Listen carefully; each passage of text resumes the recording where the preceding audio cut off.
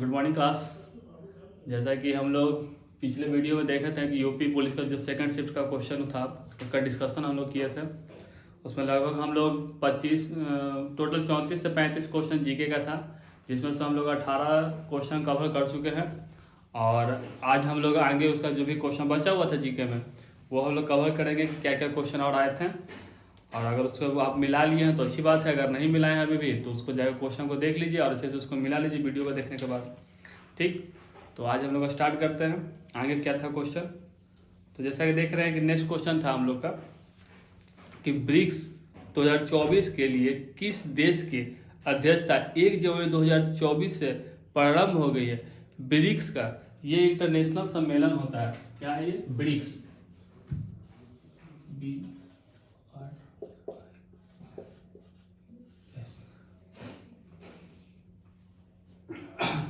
ठीक है,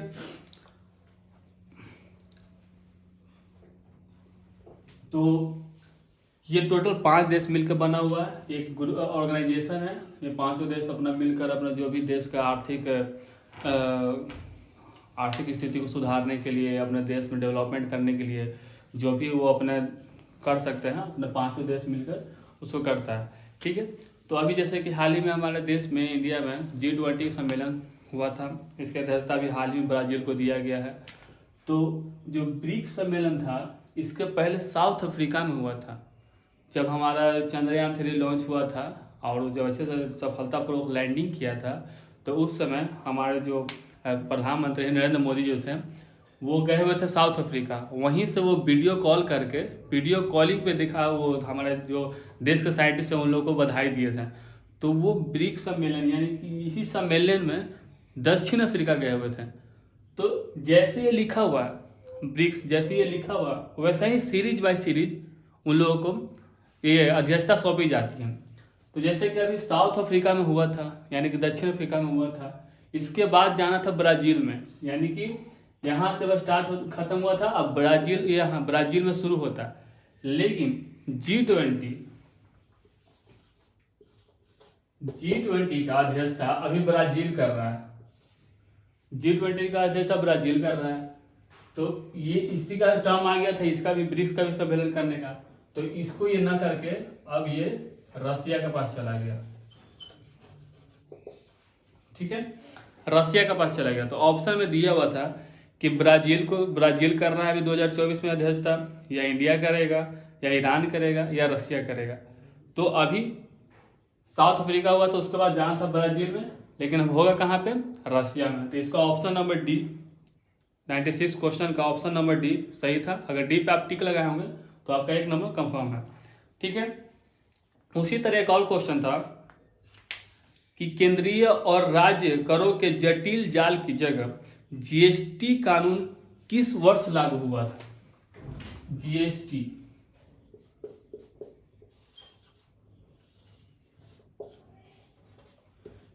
के बारे में पूछा था कि जीएसटी कब लागू हुआ था इंडिया में। ऑप्शन था, देखिए आपका 2016, 2017, 2015, 2014। ठीक है, तो ये तो स्टैटिक जीके में आ जाता है। तो ये आया था आपका, लागू हुआ था 1 जुलाई 2017 को, लेकिन डेट तो दिया हुआ नहीं था, दिया हुआ था वर्ष। तो ऑप्शन नंबर बी यानी कि 2017 आपका सही हो जाता। ठीक है, 2017 सही है। ठीक है, 1 जुलाई 2017 में लागू हुआ था। ठीक, जीएसटी का फुल फॉर्म क्या होता है? तो जीएसटी का full form goods and service tax, goods and service tax होता है। ये होता क्या है? तो पहले क्या होता है ना, पहले क्या अभी भी जैसे टैक्स 2-3 प्रकार से लिया जाता था। इनकम टैक्स यानी कि जो आप कमाते हैं, जैसे कि आपको जो भी इनकम है तो उस इनकम पे यानी कि जो आपका आय है उस पे सरकार को कुछ न कुछ प्रतिशत यानी कुछ टैक्स देना होता है, ताकि वो अपने देश में जो भी डेवलपमेंट करना हो, सड़क बनवाना हो, बिजली देना हो, नल जल योजना चल रहा है, तो जो भी डेवलपमेंट करना होता है तो टैक्स के ही पैसा से करता है, क्योंकि उनका पास तो अपना कोई ऐसे है नहीं कि वो पैसा लाएगा कहाँ से, तो यही टैक्स से वो सारा काम अपना करता है। ठीक, अगर आप फैक्ट्री खोले हुए हैं, कोई फैक्ट्री अगर आपका है, तो उस पर भी टैक्स लगता है, सेंट्रल टैक्स, इंटरनेशनल टैक्स। ठीक है, वो सब एक टैक्स कहिए, जब हम लोग इकोनॉमिक्स पढ़ेंगे ना तो उसमें देखेंगे कि क्या क्या टैक्स का प्रावधान है, कैसे कैसे टैक्स लगता है, कितना इनकम पे कितना टैक्स लगता है। अभी नया जो अंतरिम बजट आया उसमें भी टैक्स का कुछ बात किया गया हुआ, तो वो सब हम लोग इकोनॉमिक्स के चैप्टर में कवर करेंगे। ठीक, तो अभी जीएसटी का फुल फॉर्म समझ गए कि गुड्स एंड सर्विस टैक्स है, जो कि 2017 में लागू हुआ था। तो ऑप्शन नंबर इसमें बी पे था, अगर बी पे टिक लगाएंगे तो आपका सही होगा। ठीक है, उसी तरह एक और था, 2016 का क्वेश्चन पूछा हुआ था कि 2016 में नोटबंदी हुआ था। नोटबंदी हुआ था, आप सब देखे थे। तो नोटबंदी हुआ था उस समय, आरबीआई के जो गवर्नर थे वो कौन थे? अभी तो फिलहाल हाल ही में ये शक्तिकांत दास है। तो ऑप्शन सुनिए क्या क्या था, पहले क्वेश्चन लिख देता हूं।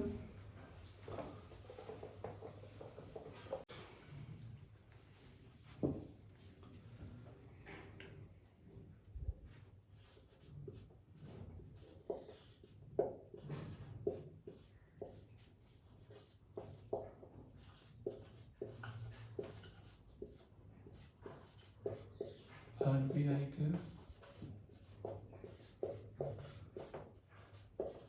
गवर्नर कौन थे? यही क्वेश्चन था आपका। 2016 में नोटबंदी हुआ था। 2016 में, तो देखे थे कि 1000 और 500 का नोट बंद कर दिया गया था, क्योंकि जो हमारा सरकार उस समय जो संचालित सरकार थी, उन लोगों का मानना था कि अगर हम लोग नोटबंदी करते हैं तो जो भी काला धन है वो बहुत हद तक वापस इंडिया में आ जाएगा, और जो भी पैसा छुपा के रखे हुए हैं वो बाहर निकल जाएगा। ऐसा हुआ भी, कुछ परसेंटेज में पैसा बाहर निकला भी, लेकिन पूरे की तरफ जो काला धन जिसको कहते हैं वो पूरा वापस नहीं आया। तो वो तो रहा अलग बात। हुआ कब था? तो 2016 में हुआ था।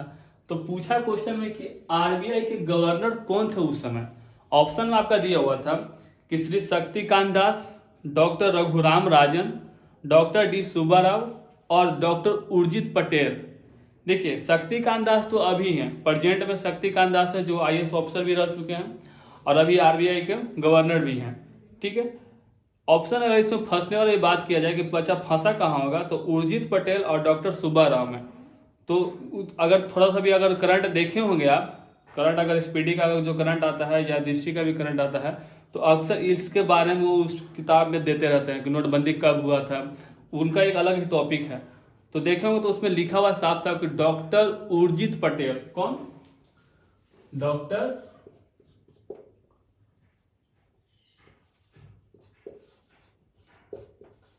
उर्जित पटेल। डॉक्टर उर्जित पटेल 2016 में जब नोटबंदी हुआ था तो आरबीआई के गवर्नर रह चुके थे। ठीक है, तो ये ऑप्शन नंबर डी पे था। अगर डी पे टिक लगे होंगे तो आपका सही होगा। ठीक, उसके बाद एक यूपी स्पेशल क्वेश्चन था। यूपी का यह स्पेशल क्वेश्चन था। क्या क्वेश्चन था कि उत्तर प्रदेश में अगर ऑनलाइन वित्तीय कोई धोखाधड़ी होता है, जैसे आप ट्रांजेक्शन करते हैं या आप देखते हैं कि फ्रॉड होता है कि आपके मोबाइल पे कोई ओटीपी आता है, अगर ओटीपी आप बता देते तो आपका ट्रांजेक्शन हो जाता है, यानी कि पैसा निकल जाता है। कोई भी ऐसा ऑनलाइन धोखाधड़ी जो कि आपके ट्रांजेक्शन से हो, तो उसका निवारण करने के लिए अगर आप शिकायत करने जाते हैं तो शिकायत कितना जल्दी सुना जाता है, तुरंत कितना समय में उस पर एक्शन लिया जाता है, उसके बारे में पूछा हुआ था। क्वेश्चन एक बार मैं पढ़ देता हूँ कि उत्तर प्रदेश में ऑनलाइन वित्तीय धोखाधड़ी की रिपोर्ट करने हेतु व्यक्तियों के लिए साइबर क्राइम हेल्पलाइन नंबर पर शिकायत करने का सीमा कितना है। ठीक, क्वेश्चन है कि यूपी में ऑनलाइन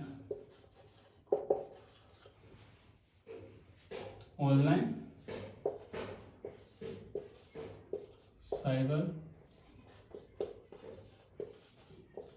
क्राइम हेल्प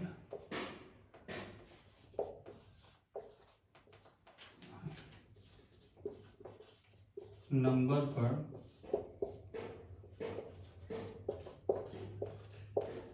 कितने देर में कार्रवाई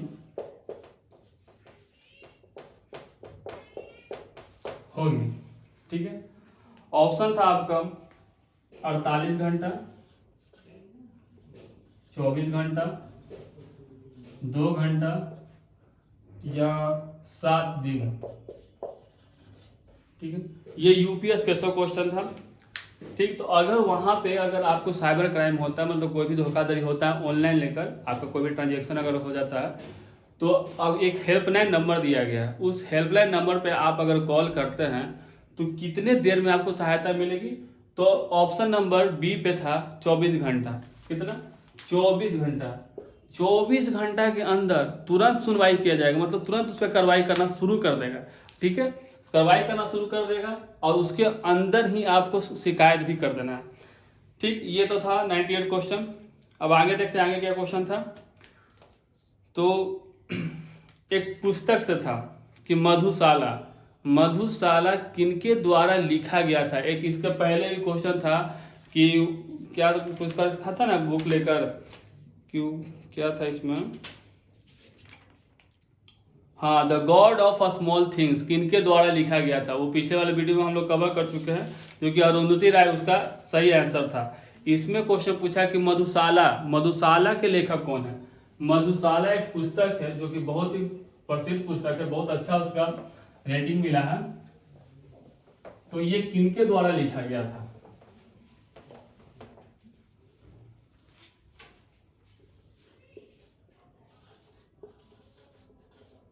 मधुशाला।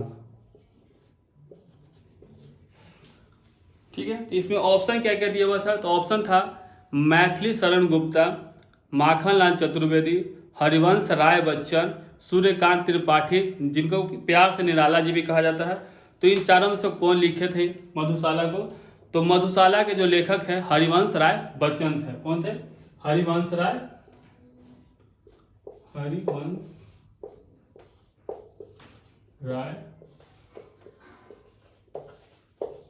बच्चन। हरिवंश राय बच्चन इसके लेखक थे, जो कि ऑप्शन नंबर सी पे था। ठीक, ऑप्शन नंबर सी पे अगर टिक लगाएंगे तो आपका सही होगा। नेक्स्ट क्वेश्चन था करंट का, पूछा हुआ था कि निम्नलिखित में से किस क्रिकेटर ने खेलों में उत्कृष्ट प्रदर्शन के लिए वर्ष 2023 का अर्जुन पुरस्कार जीता। 2023 में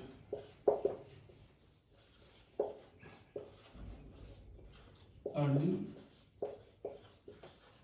पुरस्कार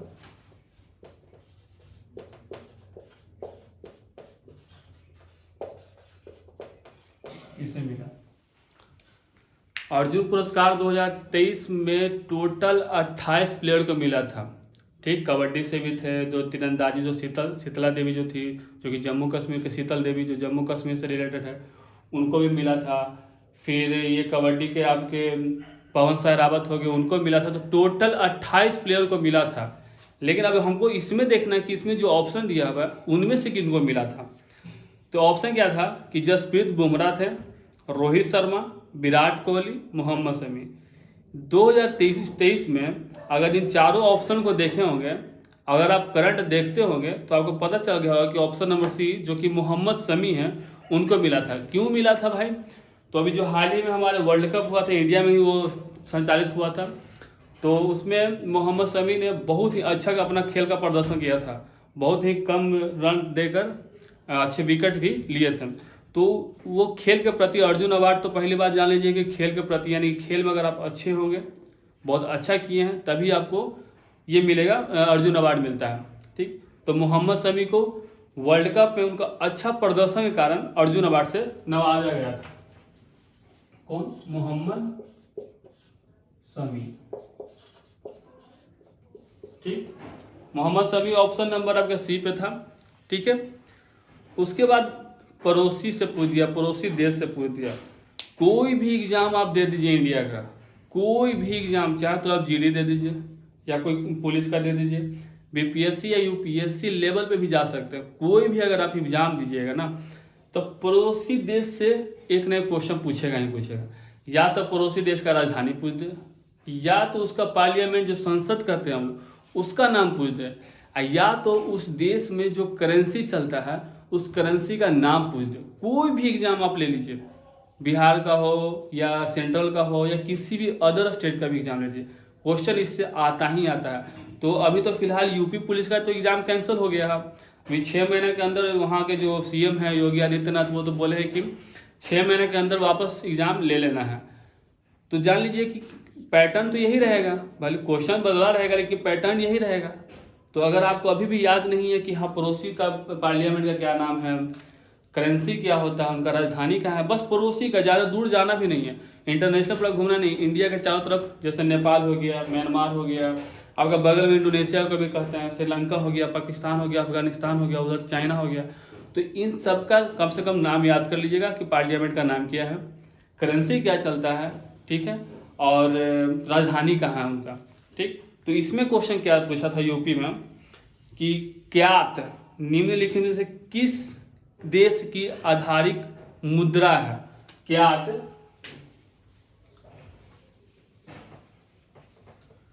यहां पे यूपी में करेंसी पूछ लिया, ज्ञात किस देश का मुद्रा है।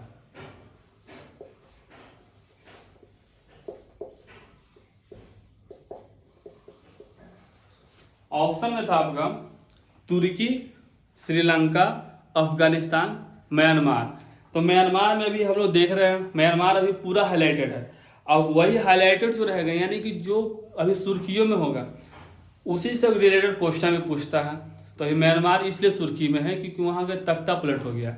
वहाँ पे जो सैन्य अधिकारी थे, मतलब जो सैन्य का प्रमुख था, वो वहाँ के प्रधानमंत्री को उसको कुर्सी पर हटाकर अभी फिलहाल वो खुद म्यांमार को संचालित कर रहा है। इसे सपोर्ट कौन कर रहा है? तो चाइना सपोर्ट कर रहा है। क्यों सपोर्ट कर रहा है? क्योंकि चाइना का अगर देखा जाए तो सबसे एशिया महादेश में अगर कोई टक्कर में है तो वो इंडिया है। और इंडिया को वो काउंटर करने के लिए इंडिया को चारों तरफ से क्या कर रहा है ना कि घेरने की कोशिश कर रहा है।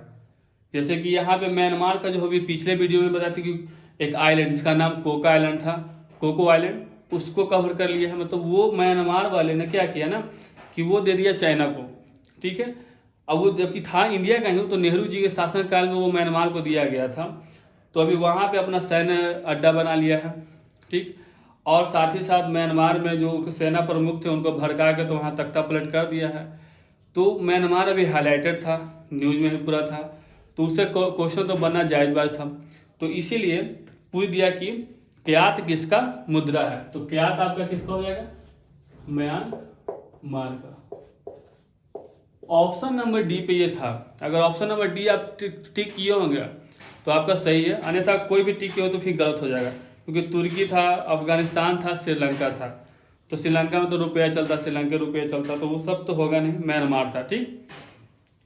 उसके बाद भारत में नेक्स्ट क्वेश्चन था कि भारत में राष्ट्रीय बालिका दिवस किस तारीख को मनाया जाता है।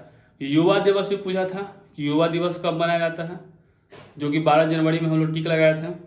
और अभी पूछा है राष्ट्रीय बालिका दिवस कब मनाया जाता है। क्वेश्चन क्या कर रहा है?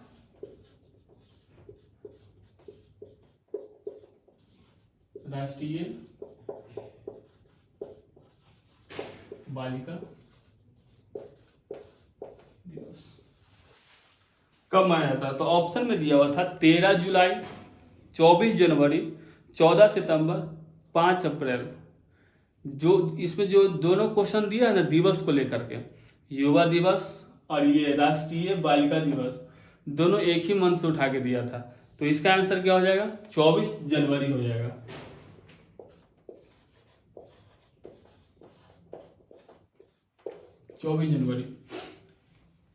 दिवस से भी हर एक क्वेश्चन में लगभग पूछ ही देता है। इसमें से 2 पूछ दिया लेकिन एक तो पक्का पूछता ही है। तो कोशिश कीजिएगा कि जनवरी से लेकर के दिसंबर तक जितने भी दिवस है जो कि इम्पोर्टेंट तो बहुत है। जैसे बिहार में शहीद दिवस मनाया जाता है, जो कि इससे क्वेश्चन पूछता ही नहीं है, ठीक है। और बहुत सारा है, तो जैसे ये ब्लैक डे होता है तो वो भी नहीं पूछता, जो कि 14 फरवरी को बनता है। तो ये सब क्वेश्चन पूछता नहीं है। उसके अलावा जो हाईलाइटेड है उन लोगों को याद कर लीजिएगा, ज़्यादा है नहीं। टोटल मिलाकर अगर आपको देखा जाए तो 50 ही हैं, 50 दिवस ऐसे हैं जो एग्जाम में हमेशा पूछता है, वही पूछता ही है। तो कोशिश कीजिएगा कि उसको अच्छे से हम लोग याद कर लें, ताकि अगला जो एग्जाम आएगा तो ये तो पूछेगा ही, क्योंकि ऐसा ही पैटर्न इसका है। तो 6 महीने के अंदर पूछने वाला है, तो अच्छे से इसको कवर कर लीजिए ताकि छूटा भी होगा तो अगली बार से ना छूटे। ठीक है, तो नेक्स्ट क्वेश्चन आपका क्या कर रहा था? नेक्स्ट क्वेश्चन था कि निम्नलिखित में से कौन सा भारत का सर्वोच्च सैन्य पुरस्कार है? जो सिपाही में यानी जो सेना के क्षेत्र में जब वो कोई अच्छा करता है, देश के प्रति वीरगति प्राप्त करे या देश के लिए सुरक्षा के लिए अपना सब कुछ बलिदान दे, यानी कि देश के लिए अच्छा काम करे जो सैनिक, उन लोगों को भी एक पुरस्कार दिया जाता है। तो इसमें पूछा था कि सर्वोच्च पुरस्कार कौन है सेना में? अगर आपको पुरस्कार मिलता है तो उसमें सबसे सर्वोच्च पुरस्कार कौन सा आपका है? ऑप्शन क्या था आपका कि महावीर चक्र, अशोक चक्र, परमवीर चक्र, वीर चक्र। इसमें अधिकतर बच्चा ना कंफ्यूज हुआ होगा क्योंकि ये सारे का सारा सेना से ही रिलेटेड है।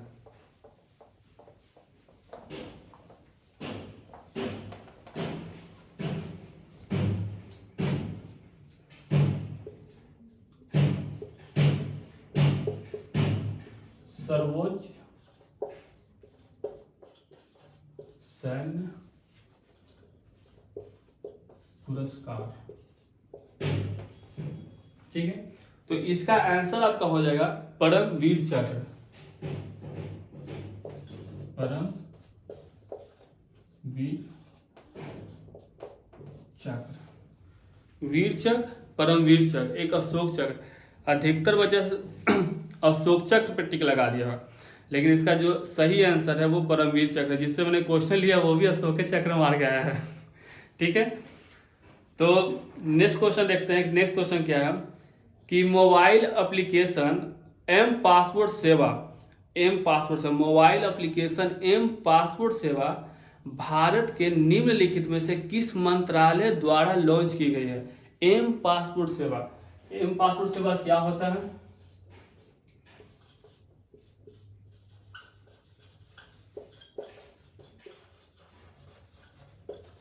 किसके द्वारा लॉन्च किया जाता है? एम पासपोर्ट होता है क्या, इसके बारे में थोड़ा सा हम लोग जानते हैं।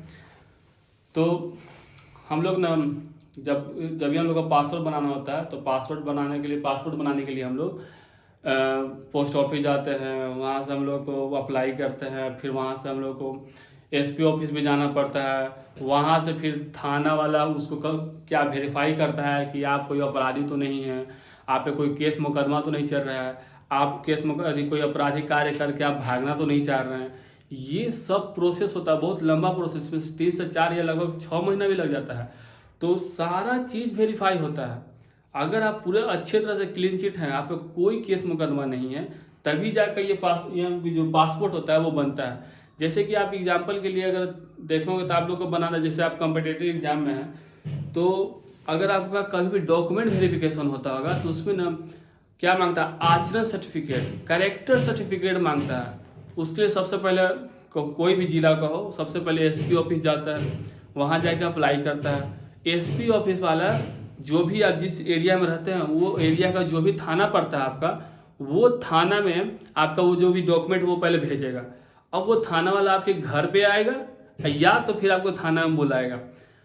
क्या करेगा? बुलाएगा कहला, वो घर पे कहलाता है तो वेरीफाई करने के लिए आता है कि जैसे कि आपका नाम राहुल है, अब राहुल नाम के लड़का का कैरेक्टर सर्टिफिकेट बनाना है, ठीक है। अब वो आपके घर पे जाके देखेगा हाँ कि घर कहाँ है, यहीं का निवासी है कि नहीं है, ठीक है। फिर आपसे वो जो आपका आधार कार्ड होता है या जो भी आपका आइडेंटिटी कार्ड होता है, आइडेंटिटी जो भी हो पहचान पत्र के रूप में, वो मांगेगा। अब वो अपने सर्वर पे यानी जो भी आपका सिस्टम है वो अपने सिस्टम पर जो भी आपका आईडी है उसको लॉगिन करता है। जो भी पुलिस होते हैं या जो भी हमारे कानून का जो भी नियम कानून उसमें ना सारे का आधार नंबर ना सब डिटेल में रहता है उनके पास। अगर कोई क्रिमिनल है, कोई भी क्राइम कर चुका है और वो कानून के नज़र में आ चुका है, ठीक, तो उसका आईडी जो होता है, आईडी का जो नंबर होता है ना वो हाईलाइटर रहता है, वो डालेगा तुरंत उस लड़के के प्रति, लड़के ने क्या क्या कांड किया वो सारा का सारा उसके सिस्टम पे दिखा देगा। वही चीज़ आपके साथ करेगा। वो अगर आपको वो तो आपको देख के चिन्ह नहीं सकता है कि हाँ आप किए हैं कि नहीं किए, यहाँ किए हैं कहाँ किए, आपको तो पहचानता नहीं है। वो आपका आईडी लेगा, आईडी लेके आपका आईडी का मान लीजिए जो भी नंबर है वो नंबर को क्या करेगा अपने सिस्टम पे डालेगा। जैसे ही डालेगा अगर आप कोई क्राइम किए हैं तो सारा दिखा देगा, अगर क्राइम नहीं किए हैं तो वो क्लीन चिट करके ओके करके फिर उसको वापस एसपी ऑफिस भेजेगा। वहाँ एसपी ऑफिस भेजेगा, वहाँ फिर वेरीफाई करेगा कि हाँ ठीक है जो थाना वाला है वो सही इसको डिक्लेयर कर दिया है, कोई क्राइम व्राइम नहीं किया है, तब जाके वहाँ से फिर आपको आपका करेक्टर सर्टिफिकेट मिलता है। वही चीज़ एम पासपोर्ट यानी जो पासपोर्ट में होता है, एम पासपोर्ट तो फिर आपका ऑनलाइन हो जाता है। तो पासपोर्ट बनाने के लिए वही प्रक्रिया होता है, सारा विधि विधान सेम होता है। पुलिस आएगा, थाना वाला आएगा, या आपको बुलाएगा, सारा वेरिफिकेशन करेगा। तो एम ये तो हो गया एम पासपोर्ट के बारे में। अब एम पासपोर्ट सेवा शुरू कौन किया क्वेश्चन के अनुसार, तो एम पासपोर्ट शुरू किया विदेश मंत्रालय। ऑप्शन में था विदेश मंत्रालय, पर्यटन मंत्रालय, गृह मंत्रालय, नागरिक उड्डयन मंत्रालय। तो पासपोर्ट लेके हम लोग कोई राज्य में तो घूमेंगे नहीं। मान लीजिए बिहार के निवासी हैं तो यूपी जाने के लिए पासपोर्ट लेना पड़ेगा, या कर्नाटक जाने के पासपोर्ट तो लेना नहीं पड़ेगा। पासपोर्ट लेते हैं विदेश जाने के लिए, ठीक है। तो ये एम पासपोर्ट यानी कि मोबाइल पे ही आपका पासपोर्ट होगा। पहले हार्ड कॉपी मिलता था, एक कार्ड की तरह, आइडेंटिटी कार्ड की तरह मिलता था, लेकिन अब वो सीधे सीधे आपका मोबाइल एप्लीकेशन के रूप में ही आपके मोबाइल में मिलेगा, ठीक है। तो ये शुरू कौन किया, तो विदेश मंत्रालय ने शुरू किया। ये तो थोड़ा लॉजिक वाला क्वेश्चन था, अगर आप थोड़ा सा भी दिमाग लगाए होंगे तो आप इसको सही टिक किए होंगे। तो इसका ऑप्शन नंबर ए विदेश मंत्रालय।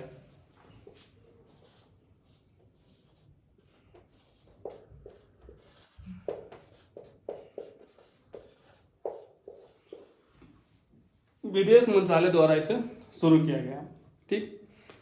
नेक्स्ट क्वेश्चन आपका है कि चंद्रयान 3 के रोवर का नाम क्या है। ये तो बहुत हाईलाइटेड क्वेश्चन है। चंद्रयान 3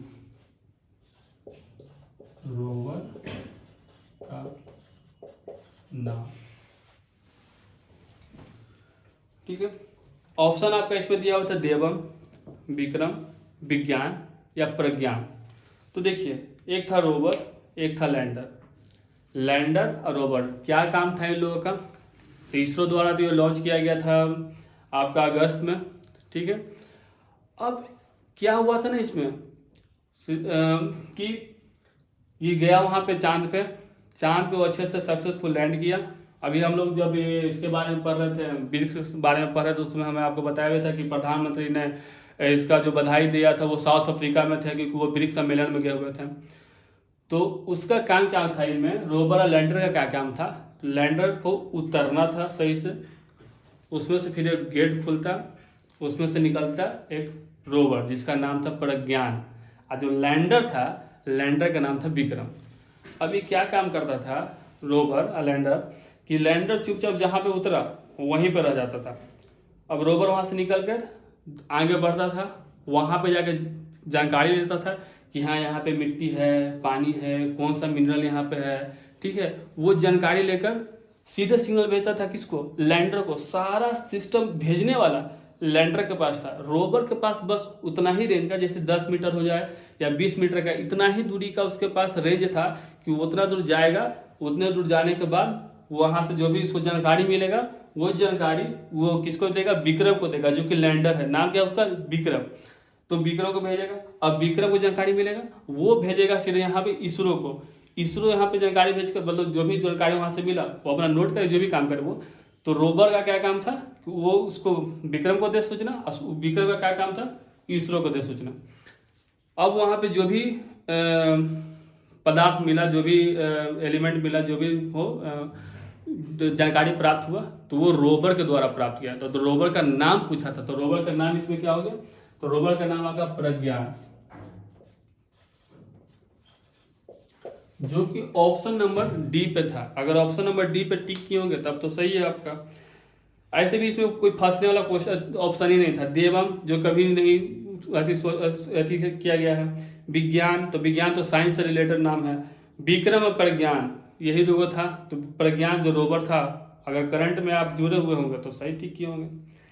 उसके बाद नेक्स्ट क्वेश्चन आपका था कि हाल ही में प्रधानमंत्री ने उत्तर प्रदेश में निम्नलिखित में से किस स्थान पर सर्ववेद महामंदिर का उद्घाटन किया है। ये अयोध्या का जो मंदिर था ना, उसकी उद्घाटन से पहले इसका उद्घाटन किया गया था। अयोध्या राम मंदिर का जो उद्घाटन हुआ था ना, उसके पहले इसका उद्घाटन किया गया था। ये क्वेश्चन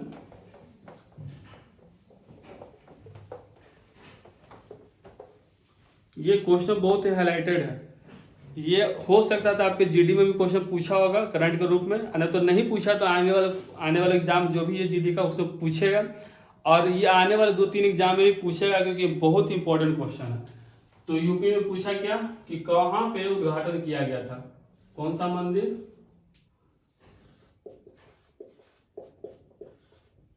सर्ववेद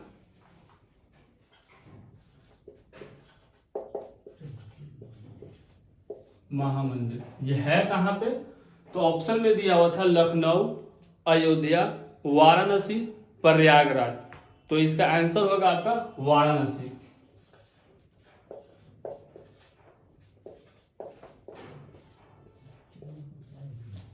वाराणसी इसका करेक्ट आंसर है। ठीक है, उसके बाद आपका